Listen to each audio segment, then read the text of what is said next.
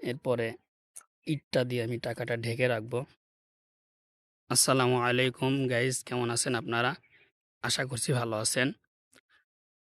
আমি Naim Abdullah, good luck S28 থেকে বলছি। প্রতিদিনের ন্যায় আজকেও আমি এসেছি। আজকে ১০০ টাকা নিয়ে এসেছি। আজকে এই ১০০ টাকা আমি এক জায়গায় রেখে চলে যাব।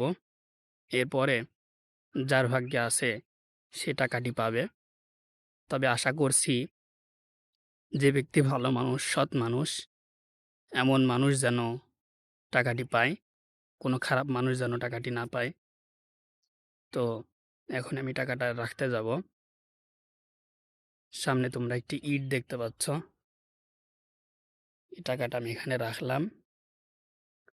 এরপরে ইটটা দিয়ে আমি টাকাটা ঢেকে রাখবো। এই ইটটা যে সরাবে, আশা করছি ইনশাল্লাহ সে টাকাটি পাবে। এই যে এখানে আমি রেখে চলে যাচ্ছে এখন। আসসালামু আলাইকুম ওয়া রাহমাতুল্লাহি ওয়া বারাকাতুহু। সবাই ভালো থাকবেন। আল্লাহ হাফেজ।